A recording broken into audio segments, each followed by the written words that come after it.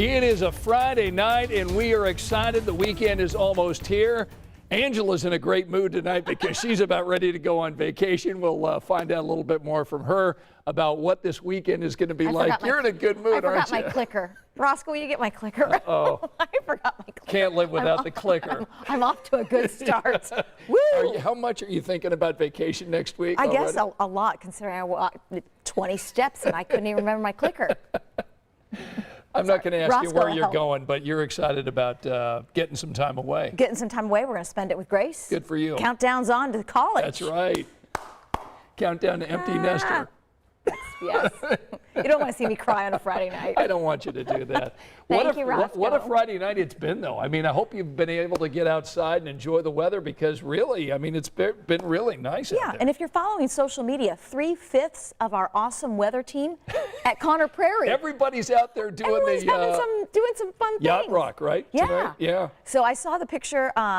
Somebody posted a picture. They got a picture with Chuck. Right. And then I see a Well, couple, then Josh Kaufman, right? Yes. He got a picture with Josh Kaufman out there. And then a couple replies down, Lindsay's like, present too, and she's sitting there in the lawn. And then I saw Kelly on Facebook with a big group of people at a table. They're all having a good time. So Chuck mentioned that he got a few sprinkles up there in yes. Fisher. So are we expecting any more overnight? No, radar's for the most part clear. Yeah. We had a couple sprinkles here and there. We had some bigger thunderstorms when we were on during the evening, but those are all dissipating. And finally, this cold front is sinking south. And this is going to be a big weather pattern change that you're going to feel.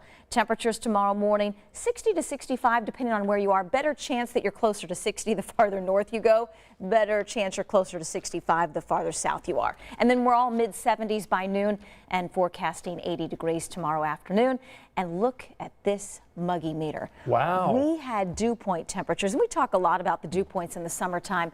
And anything at 65 or above is considered uncomfortable. We had dew points for a couple of days straight, easy, in the mid-70s. Yeah, that's air you can wear, right? Right, and very uncomfortable. And so with dew points 20 degrees colder than that, as we head into the weekend, that's going to feel so much better. You know, I'm thinking about all the events that are taking place this weekend. Yeah, of course, a you've lot. got out at the Indianapolis Motor Speedway. They've got both NASCAR and IndyCar running this weekend, so big weekend out at the track. You got the Colts' first preseason game on Sunday at Lucas Oil. They may open up the roof on Sunday. That's what Jim Irsay, he probably tweeted it or said it somehow on social media. But yeah, they're thinking that.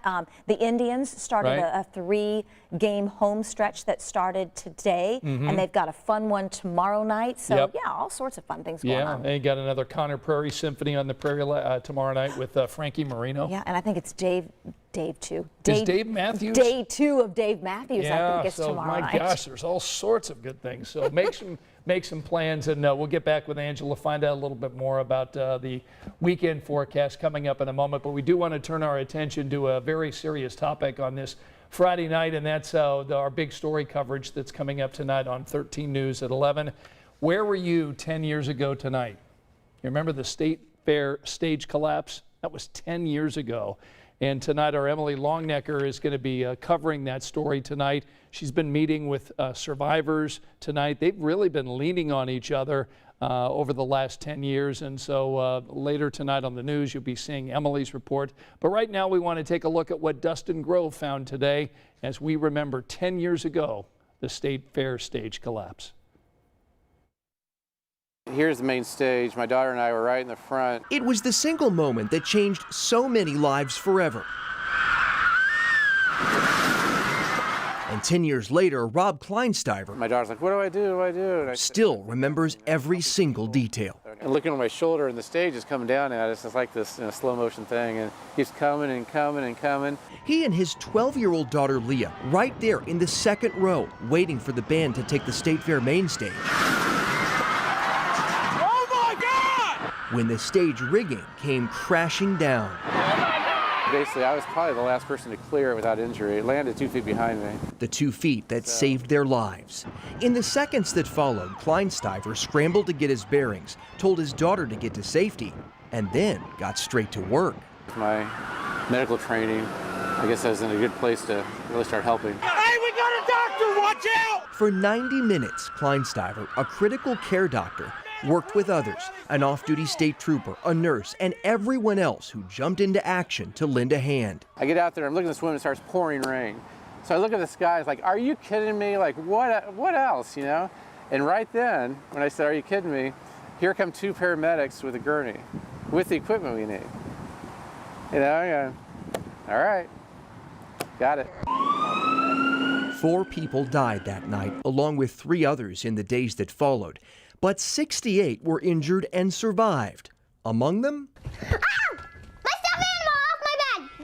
the youngest victim, Maggie Mullen, at the time just 3 years old, and Jamie Pollitt and her mom.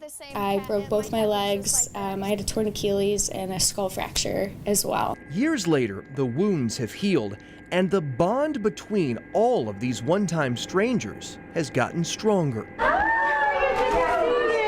It's really good to see you. On the 7-year anniversary of the tragedy, the Pollitts came back to say thank you to those who treated them. They're back again this year.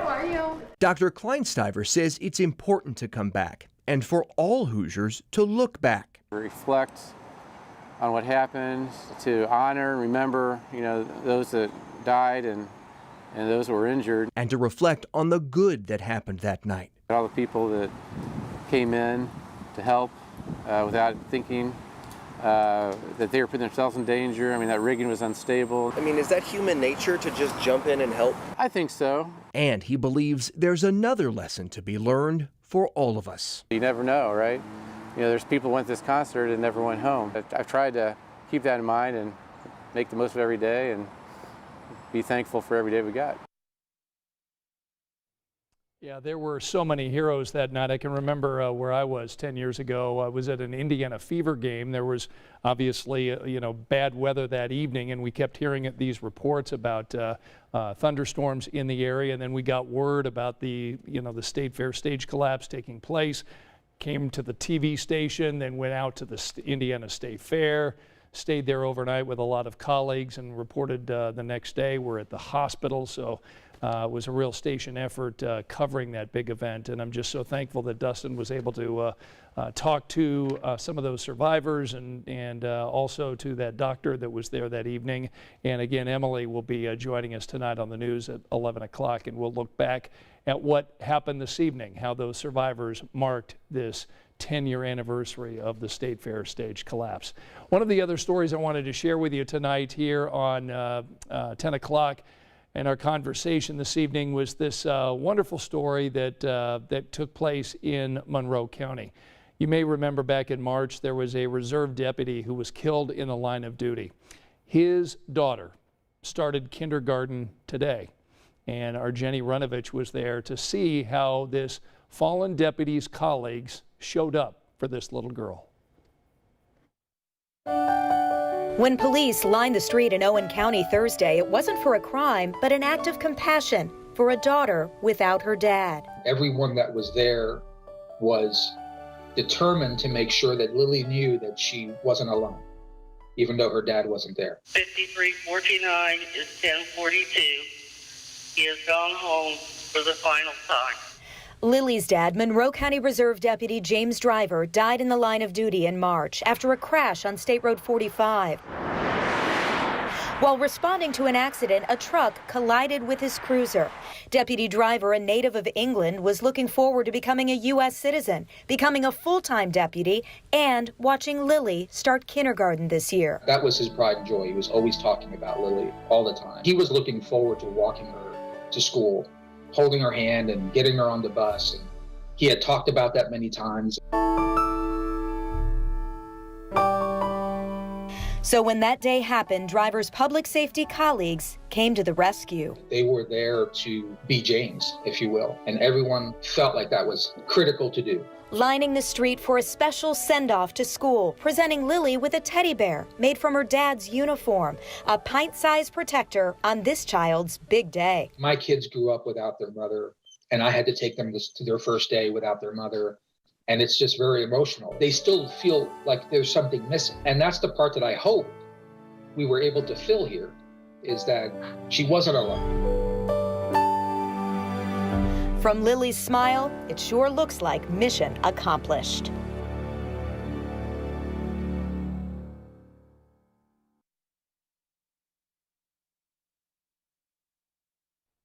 And our thoughts are with Lily and her family tonight, but what a wonderful story showing how these colleagues of this fallen deputy showed up for her first day of school. I just love that story, Angela. That was great. Yeah, one of my favorites from the day. And she wasn't alone. And it's one of those milestones that you look forward to as a parent. And so it's really sad that he wasn't there, but so great that they were there for her. That's right. That's right.